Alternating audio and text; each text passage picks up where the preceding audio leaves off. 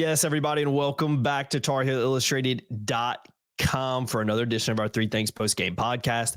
I'm Jacob Turner. Joining me once again from the Spectrum Center in Charlotte, North Carolina, it's our very own publisher, Andrew Jones. And AJ, you're there following Carolina's win 68-59 over Wake Forest. Tar Heels advancing to the ACC tournament semifinal on Friday night, where they will face number one seed Duke. We'll look ahead to that game later on, so make sure you guys stay tuned for that. But before we do, AJ, want to just quickly blast a few of the milestones we are trying to hit as soon as we can. We're trying to get up to 20,000 subscribers on YouTube. Just got over 19,100. We're well on our way. Go ahead and hit subscribe and notification bell too. We're also trying to hit 12,000 on Facebook. We are well on our way with that, and trying to hit 40K on Twitter as well, which we're slowly making progress with, but we still got a little bit of work to do, AJ, but hopefully we'll get up there soon, right? Yeah, and we're going to give away a bunch of freebies. So we're going to give away, sign up, we're going to give away a lot of free subscriptions to THI. So make sure you hop in there and you can get yourself a chance to win some free THI. And just as a reminder, there's so much more that we do that's not here in these videos. Our site is loaded and a lot of premium stuff on the site. So if you complain about premium, well, you have a chance to get it for free now. So absolutely. Great time to do so with everything going on. And make sure you guys head on over. If you want to sign up for $8.33 a month, you can do just that. Links in the description below, and links to Twitter and Facebook are below as well. But AJ, let's go ahead and dive into this game, man. And I was watching, I was talking to you a little bit off camera, because I think a lot of people would agree. And I kind of tweeted out after the game, it's not necessarily a game I'd want to go back and watch. It was ugly at times. The second half, it was bizarre at times with the technical fouls and the flagrants and the free throws and the RJ Davis ankle. It turned into a very slow paced game in the second half. But I think to illustrate that, Carolina didn't score for 9:40, have a single field goal for 9 minutes and 40 seconds, still won the game. And I think that just shows how ugly of a game it was too, but I also think how back and forth and how much of a battle it was as well, because neither team shot the ball well. Both teams literally identical from the floor, 33.9%. Carolina a lot better from three-point land, 36.4%, but Wake Forest was just an absolutely stinky 2 for 22, 9% from three-point land, AJ. That is a recipe to lose a game to just about anybody, much less in the ACC tournament against a Carolina team that I thought really, really battled it out today. But I'm interested to hear your perspective on the game, though, because, again, for me, I thought it was a very ugly game at times. But I also think probably sitting courtside where you're at, I think you could see it on TV to an extent, but I think you could pick it up behind the bench even better, of just how much of a back and forth battle and just a March Madness like game it was as the lights go back on, AJ, right there. We're keeping this in the podcast. I'm not taking this out, man. yeah, when I walked in here yesterday, remember the lights were off? Yeah, do you want to can we pause real quick and get you to go walk around, see if you can turn those lights back on? Well, okay, we can do that. We'll pause real quick. Cool. We'll be back in 1 second. A few moments later. All right, the sensors over there, I had to go walk over to the sensor. So, by the way, proof that I read the comments, somebody said they don't want you to use Stinky anymore. They want to put a ban on you using Stinky. Come on, guys. I can't believe I didn't see that comment. I hate to hear that, man. I'm going to keep using it if that guy doesn't want me to use it. They also don't want us pitching our social media. They want us to get right to it. But I'm going to get right to it right here. I get how it looked on TV, I'm sure, and if you're in the stands. But when you're covering a game, truth is, it doesn't matter if it's the greatest game ever played or the worst game ever played. You're still in a zone of covering a game. So you're still charting and marking and doing your thing. So I don't always get the same feel for what a great game it was or what a terrible game it was, because I'm in work mode. I'm in game work mode. And I was here in this one, but what was clearly evident was how pathetic the officiating was. Eric Lewis, one of the officials, he's the one that teed up Brad Frederick. He had a bad day. Officials advance in tournament play based on how they're graded. So I would be stunned if he's working tomorrow. And I'm going to single him out, because if we can criticize players and coaches, we can criticize officials. I think that they are not made available enough. There should be a pool report at the minimum that speaks to officials after games. I would love to just ask them today, why did you let this game get out of hand? Because they did. the good thing for both Wake Forest and North Carolina is it really didn't favor anybody. I know that some Carolina fans will think it favored Wake Forest, and there was a stretch where it did, and there was a stretch where it didn't. And because of that, though, I actually think it forced the Tar Heels to play with a strong coat of armor and forced the Tar Heels to grit it out. I asked Jay Witt after the game, I said, yesterday you guys shot your way to a win. Today you guys had to kind of rugged your way to a win.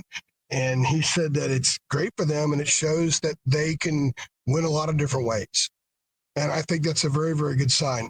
Last 3 games, they haven't scored in the 80s. Okay, they lost to Duke, but they did some competitive stuff.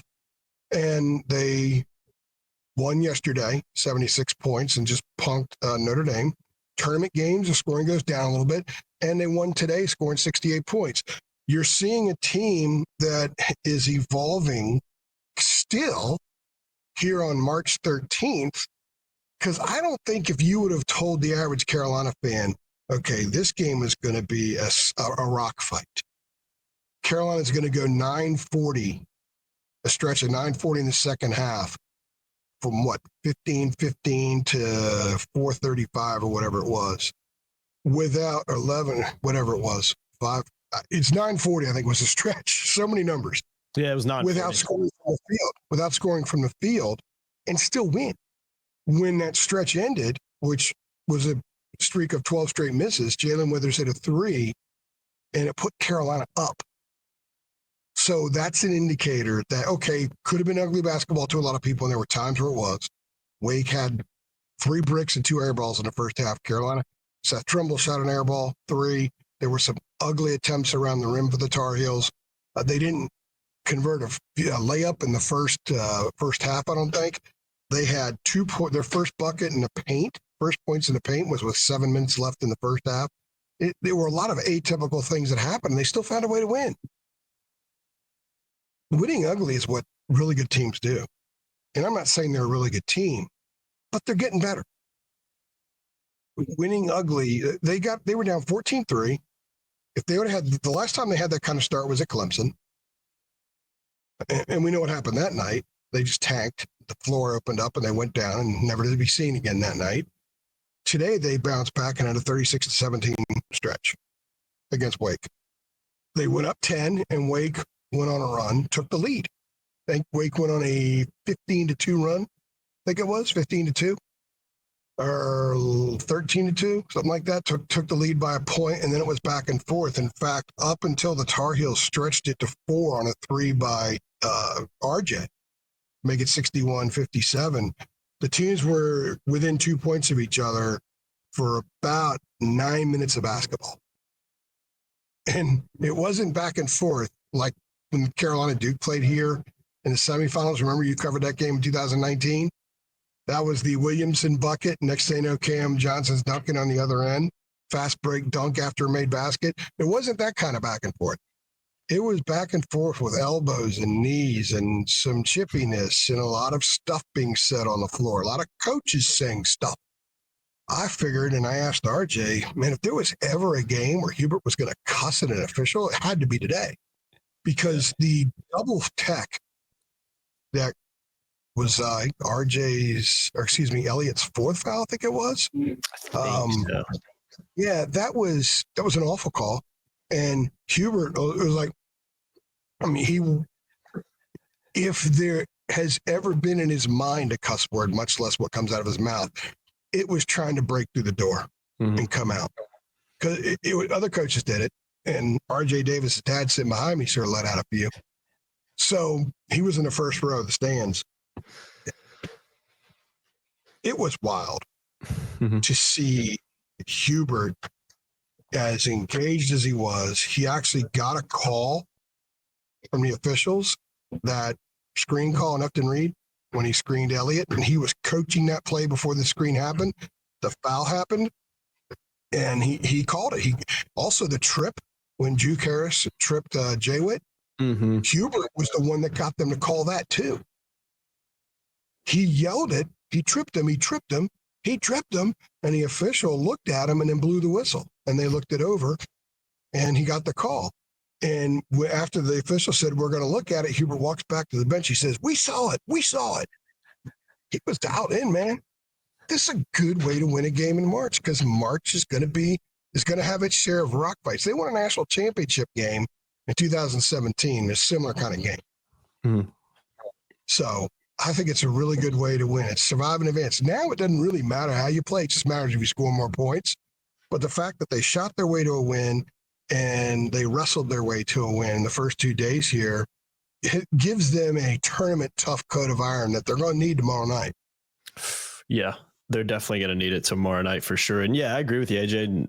Again, I think you have to give Carolina a lot of credit because I ultimately think they were the better team. They deserved to win. And, you know, it wasn't the prettiest game of basketball I've ever watched, not by any stretch of the imagination, but it was entertaining. It was a battle between both teams. And like you said, man, at the end of the day, it's March 13th, man. And Carolina's not in a position to worry about how they're winning games, and they shouldn't. It's just go out there and win games and see what you can do. So, yeah, I thought Carolina was well worth the victory, but I do think they're obviously going to have to play better tomorrow night to have a chance of winning, particularly shooting from the floor, because it wasn't a great shooting night from either team. And like I said, just an atrocious night from three for Wake Forest, 2 of 22, 9%. You don't see that very often. And in a lot of ways, I mean, do you disagree with me? I know this is an oversimplification, but I was talking to you off camera a little bit about this, AJ, but for me, if I'm oversimplifying this game, it's that 3-point chart right here. Again, Carolina 36% from three, Wake Forest 9% from three.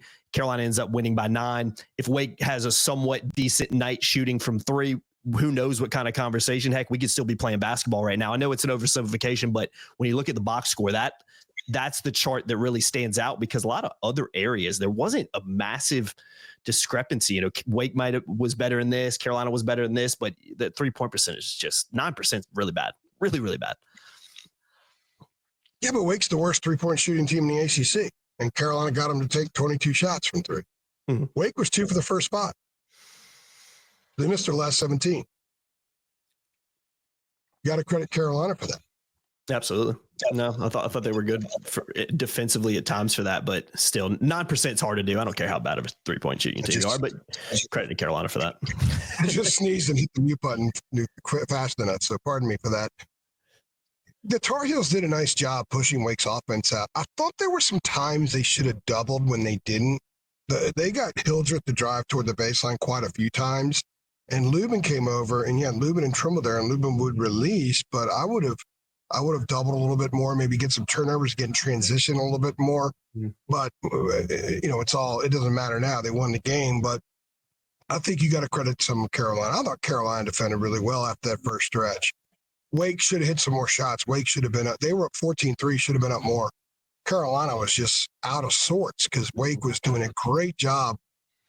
They were blowing up Carolina screens.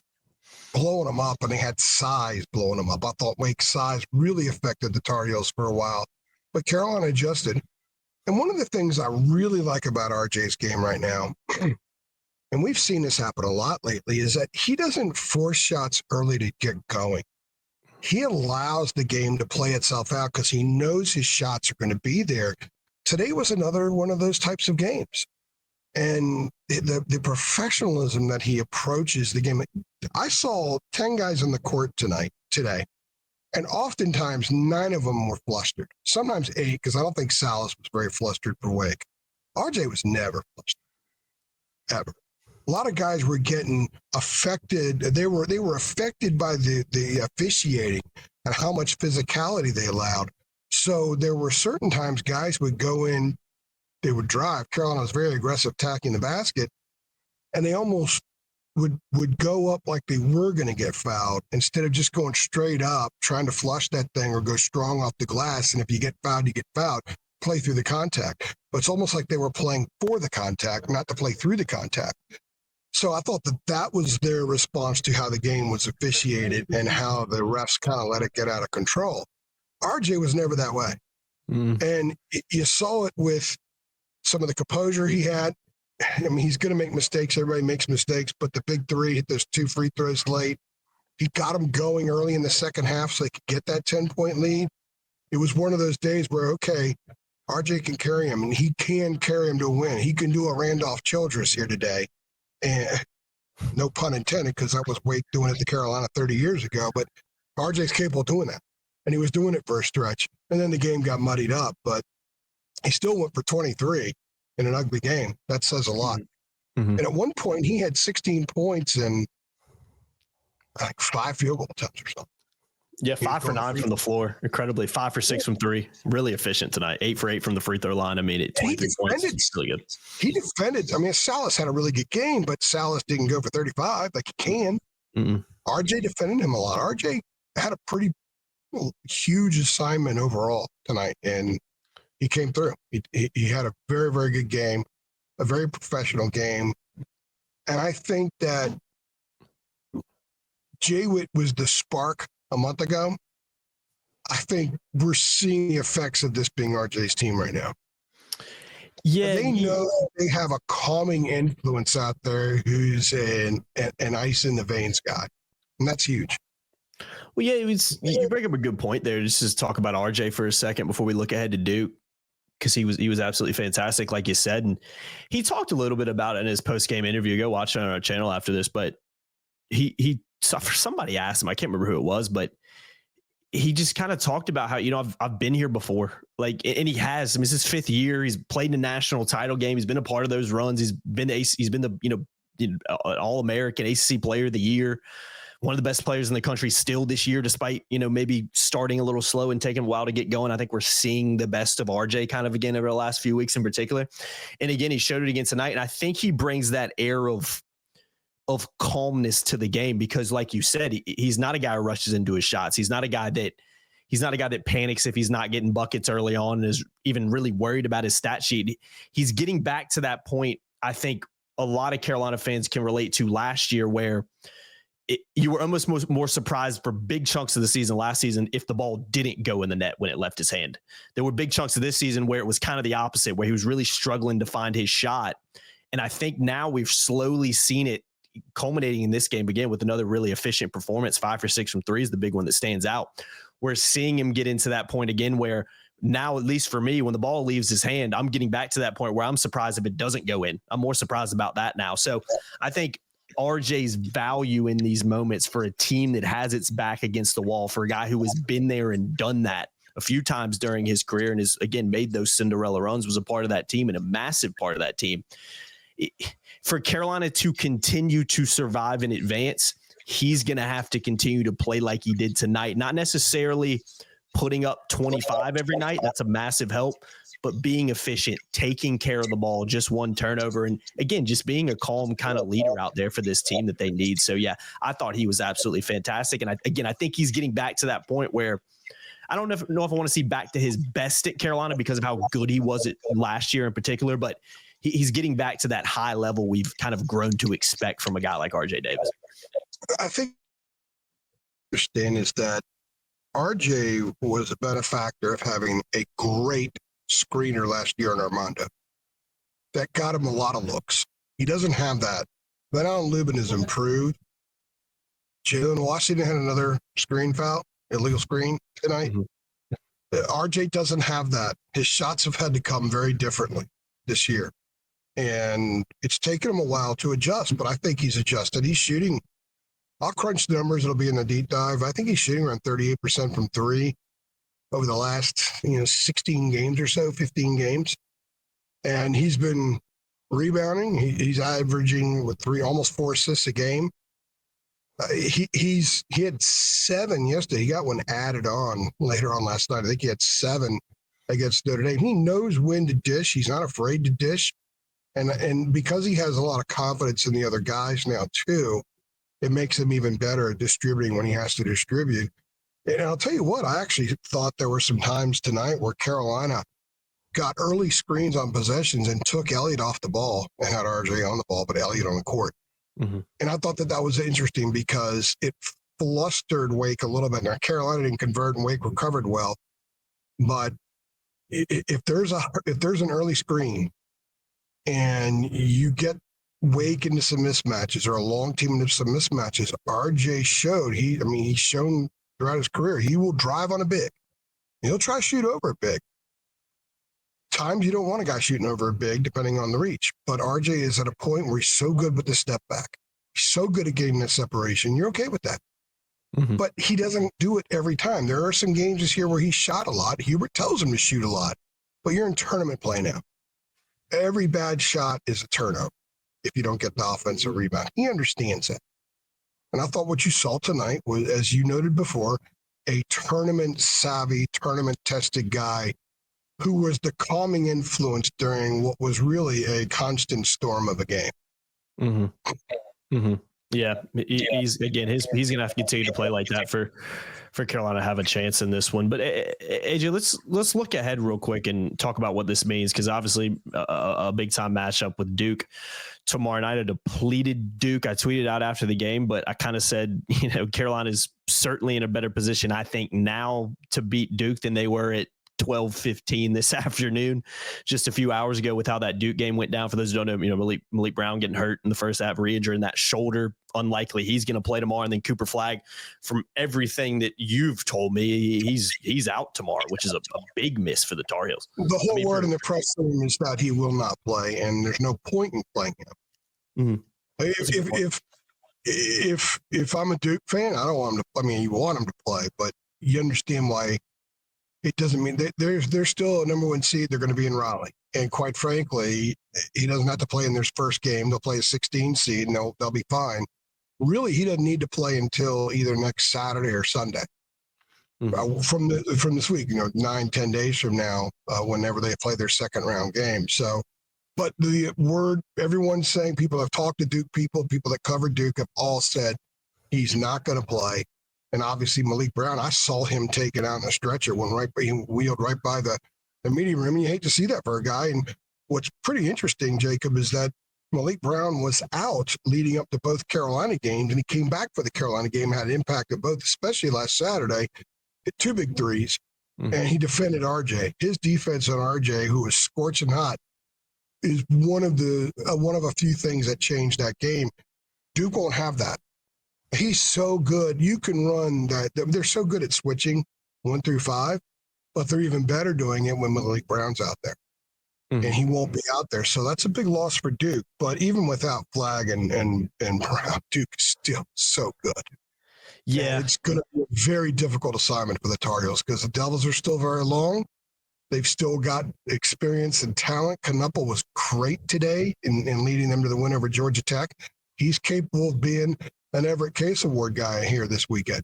So the Tar Heels are going to have to deal with that. But it's too bad that Duke's not healthy and Carolina gets the win there. Yeah, it's a quad 1 win over Duke, but how will the committee view it? Well, especially if it's like a 2-point win, are they going to view it as skewed? Who knows? A lot of stuff's falling in Carolina's way right now around the country with what's going on, and then the injuries with Duke. But the only sure way is to cut down the net Saturday night. It got a little easier to get to Saturday night because Duke will be depleted, but it's by no means going to be an easy task. It's going to be as challenging a task as Carolina's had this year, with the exception of the other 2 Duke games and a couple of non-conference games, and maybe Clinton Road. Yeah, again, you're right though about unfortunately, from a Duke perspective, the injury is playing a massive factor in it, but Carolina just in a much better position to play a Duke team now with those 2 guys, again, likely being out. Cause again, Flagg's been sensational for the Blue Devils, and Malik Brown's obviously been big time as well. So just looking ahead to that game a little bit more, Carolina's going to have to play better than they did against Wake Forest. Again, I've talked about how I didn't think it was a great game, but I think the thing that Carolina can take away from this win, AJ, is what we've spent a lot of this podcast talking about. And that's the toughness. That's the fight that Carolina showed. And we're not talking about just players. We're talking, I tweeted at halftime. I was like, I think Hubert Davis must have burned, someone check his Apple Watch, must have burned 1,000 calories in that first half alone, and probably another 1,000 in the second half. He's absolute cinema on that sideline. So I thought Roy was very entertaining on the sidelines. I think Hubert takes it up to a whole another level when he's really in the game mode. So you're seeing fight from the players. You're seeing your experienced guy like RJ Davis stepping up and bringing that calmness and kind of assuredness and big time performances to Carolina when they need it.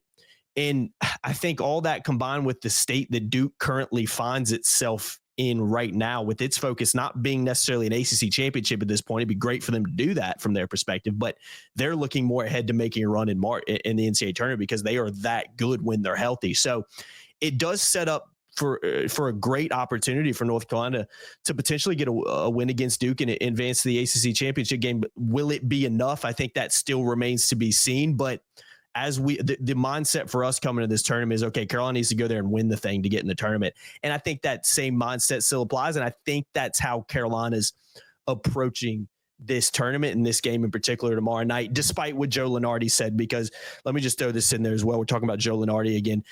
Because of how the rest of the stuff's played out, particularly with Ohio State losing yesterday, according to him, Carolina was the first 4 team in after beating Notre Dame today before the Wake Forest game even tipped off. So I don't put as much credence in that because there's so many other moving parts right now, and that can change. And again, his opinion is different than what the committee's opinion is. But Carolina's, you said it earlier, man. Carolina is in a great position, and the basketball gods so far are kind of giving them these opportunities to potentially make a run and go win this thing. And still a monumental task tomorrow night. I'm not saying Carolina's a favorite, but again, better situation than they were going into that game if that game was to be played, at 12:15 today. I mean, I think if Flagg and Brown are healthy, we're having a different conversation here right now.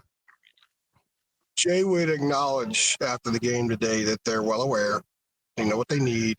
They talk about it. So Hubert was asked about it after the Notre Dame game, and he acts like he never heard of Quad One or didn't know the NCAA tournament was out there. They're just playing right now. They're just playing the next game. You could put that's Hubert for you. Yeah. You could put Gladys and 4 bridge players together, and that's who we're preparing for.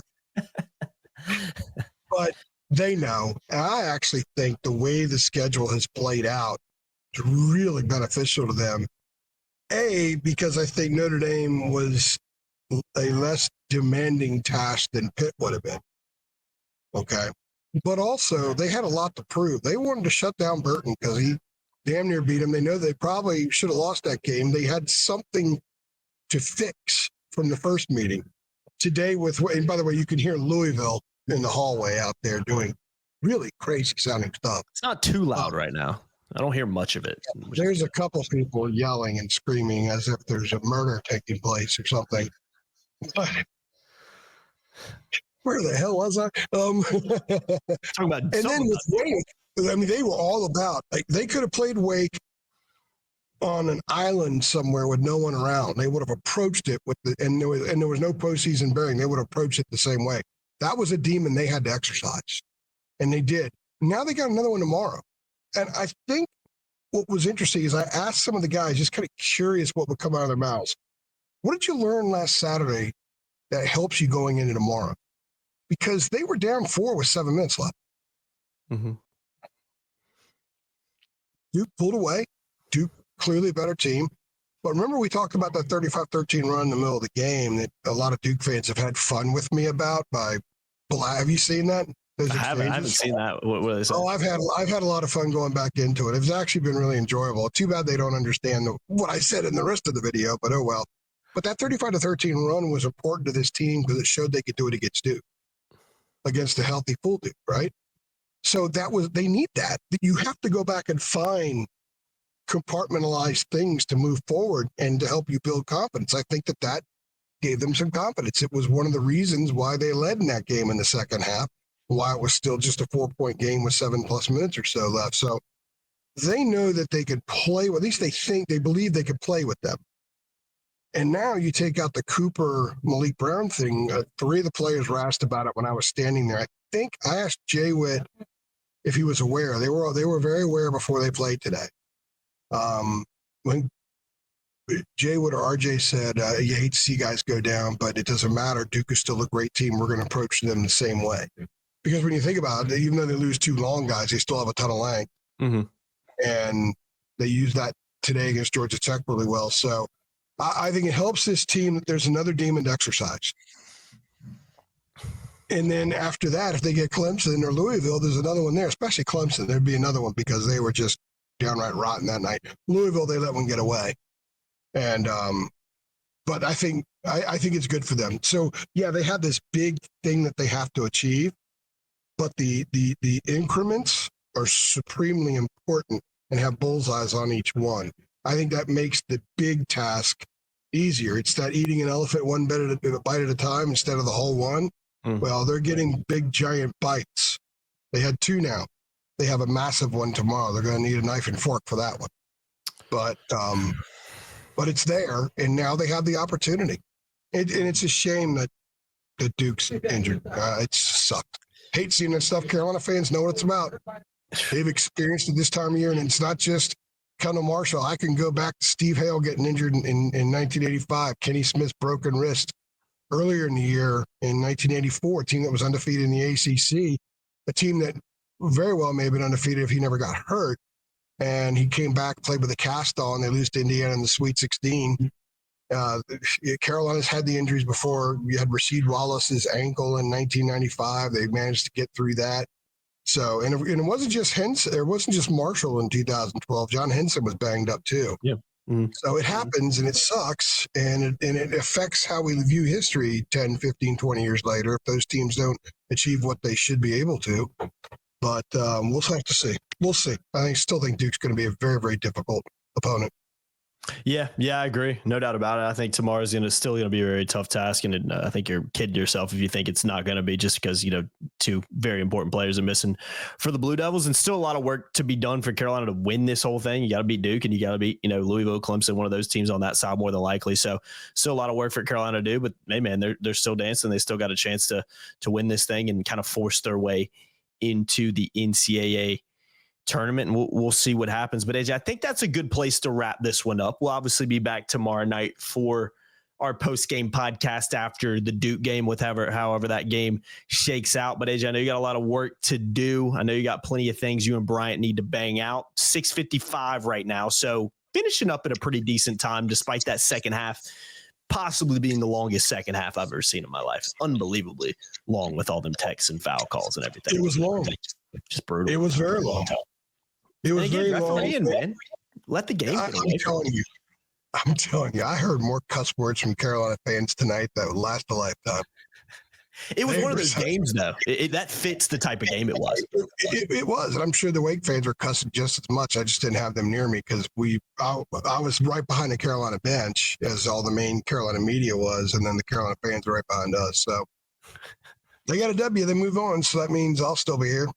Yeah. A couple more nights in Charlotte. You don't know. I may have to start looking ahead to flights to Dayton. Yeah, I think Carolina fans will be hoping. That's the case. The only way they avoid Dayton is maybe winning this whole thing, especially if they could beat Clemson Saturday. Yeah, that's a good point. Who knows? I've been wrong on this stuff before, and I can't stand paying attention to what Lenardi says. I think he gets way too much credit. He has no bearing on what happens, zero. And having talked to Bubba Cunningham many times about the process and stuff, and keeping us one other thing in mind, too. Let me throw this out there before we end. I know I'm going down a rabbit hole a little bit, but if Carolina is very, very close, imagine how people are going to look at it if the chairman of the selection committee, his school gets in with a 1-12 quad one record. That's something that I've talked about with a few people here, and that's why I think they need to you got to put a flag in the soil on this thing. And the only way to achieve that is you got to win Friday. Got to beat Duke now, especially with the injuries. No, if they don't beat Duke and they get pounded, they're not getting in. I just don't see it happening. And then you got to maybe take care of business Saturday and get the auto. But if they're tough, if they're competitive Saturday, then maybe that might be enough. But how are people going to react if a team from another league with 6 quad one wins doesn't get in, like Ohio State or Indiana with 5? Or what Oklahoma with 6 or 7, and North Carolina does with 1. Yeah, that's why I don't think they're getting in unless they win it. Because I think people say, they'll never leave a North Carolina team out with 20 wins. Well, they did 2 years ago. Oh, no. The name on the chest didn't mean anything to you. They were the third or fourth team out 2 years ago. Oh, I know. And so their strength of schedule hasn't proven to be as good as some thought it was, because how down the league has been, and even to an extent how down some of the teams they beat. I mean, UCLA had been great. Kansas didn't turn out. Lost that game. Kansas hasn't been great. Dayton hasn't been great. They beat a team with a double bye in the ACC, and this wasn't even a quad 1 win today. It was a quad 2 win. They were the 4 seed. And it will be interesting if Wake falls below 75 now. Because if it does, then Carolina's quad 1 loss in Winston-Salem becomes a quad 2 loss. First of all, that's how stupid the system is. Second, that's the system that we all live by right now because we have no choice. As much as Bubba wanted to change it, but we'll see, man. One game at a time. If you're Carolina, again, there's still a team that I think you can tell from this conversation are firmly on the bubble, no matter what Joe Lombardi might say on ESPN.com. So we'll just see if Carolina can win. And wheels are coming in. You gotta love it. Kimberly Holton Jones is getting it done. I love it, man. Absolutely banging it out over there. We appreciate you, Kim, for doing that for us. But just get out of here. You got work to do. Kim's got work to do. Brian's got work to do. And I got to get this podcast up. So I've been Jacob Turner. He's been Andrew Jones, another edition of our Three Things Postgame podcast. Make sure you like, make sure you share. Get involved in the comments below. Let us know how you feel about the win tonight. Let us know what you think is going to happen tomorrow night against Duke. And also let us know what you think, where you think Carolina is out on the bubble right now. Do you think they're in the tournament? Do you think they're still out? And if you do, what do you think Carolina's going to have to do to get in? We want to hear from you guys. You can do that in the comments below. Hit that notification bell too, guys. Thanks for watching. We'll see y'all next time.